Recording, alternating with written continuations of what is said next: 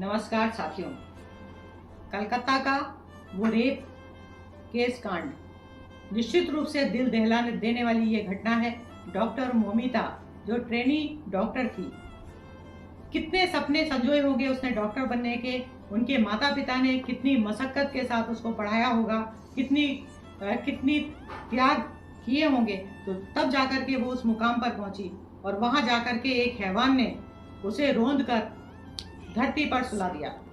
मानवता को शर्मसार करने वाली ये घटना, जिसने एक एक व्यक्ति के रोंगटे खड़े कर दिए।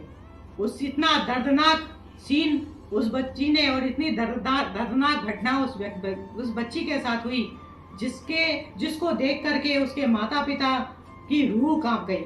वो उसे व्यक्त नहीं कर पा रहे थे। कितने वीडियो आए जिसे हमने देखा, वो देख करके हमें खुद अचंभा हो रहा है कि एक इस तरीके से कोई व्यक्ति इतना अमानवीय कैसे हो सकता है, जिसने उस बच्ची की आंखें फोड़ दी, उसके पैरों को तोड़ दिया, हड्डियां तोड़ दी, आंखों में कांच घुस गया तो खून निकल रहा है। तो ऐसे अमानवीय घटना को एक व्यक्ति अंजाम तक कैसे पहुंचा सकता है।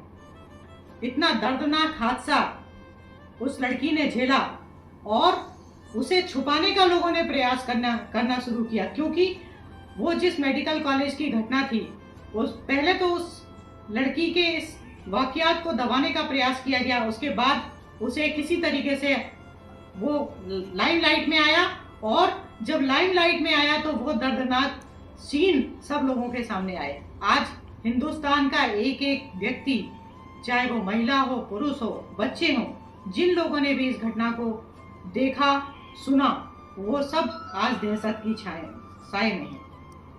हमारा समाज और हमारा ये देश जा कहाँ रहा है।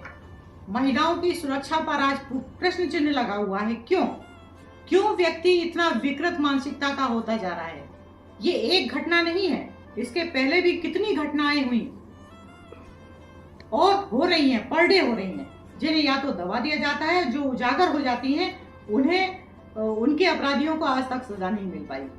कुछ लोगों को मिली भी तो उस तरीके की सजा नहीं मिल पाई जिससे दूसरे अपराधी इस तरीके का कृत्य करने से घबराएं। कहीं सीबीआई जांच की मांग और कहीं पुलिस की कार्यप्रणाली, किसी पे भी प्रश्न चिन्ह लग जाता है। क्यों नहीं घटना को अंजाम देने वाले व्यक्ति को सजा उस हद तक नहीं दी जाती जिससे कि दूसरे लोगों को इस तरीके की प्रेरणा मिले कि ऐसा कृत्य नहीं करना चाहिए। ऐसे व्यक्तियों को निश्चित रूप से सार्वजनिक रूप से सजा दी जानी चाहिए। इस घटना का अंजाम क्या होगा, किस तरीके से लोग सोचेंगे, विचार करेंगे और अपराधी को कौन सी सजा देंगे, ये तो आने वाला कल बताएगा।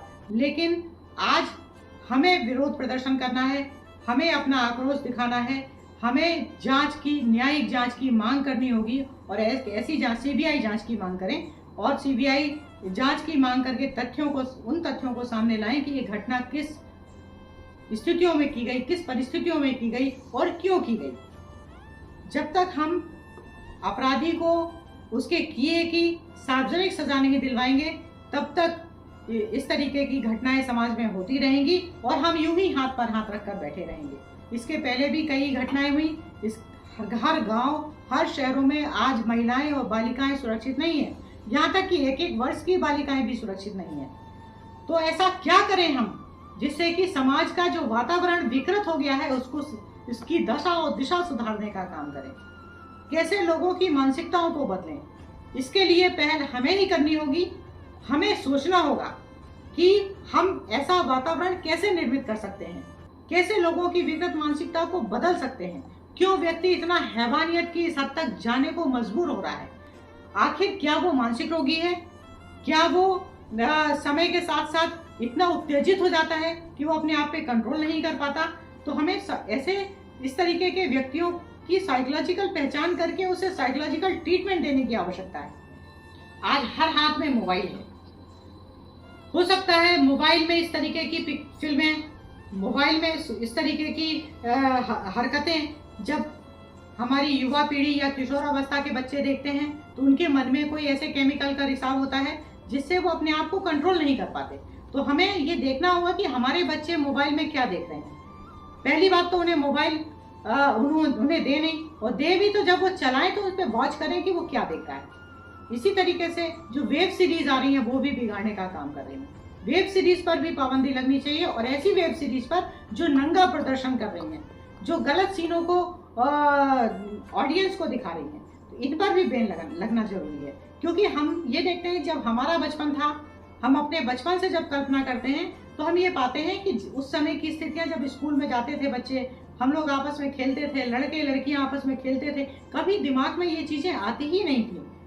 हर लड़के अपनी लड़कियों को अपनी बहन, और हर लड़कियां अपने लड़कों को भाई मानती थी। तो इस तरीके का एक समाज में वातावरण ही ऐसा था कि लड़कियां रात में भी निकल जाती थी तो वो सुरक्षित थी, लड़कियां किसी के घर में भी रहती थी तो सुरक्षित थी।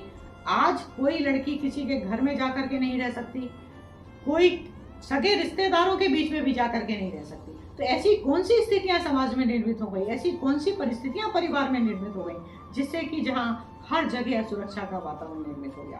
तो ये गंभीर विषय है, इस पे सोचने की आवश्यकता है। हमारा सभी देशवासियों से निवेदन है कि हर व्यक्ति इस विषय पर सोचे, समझे और विचार करे, ताकि हम अपने परिवार, समाज और देश के वातावरण को सुधारने का काम करें। जय हिंद।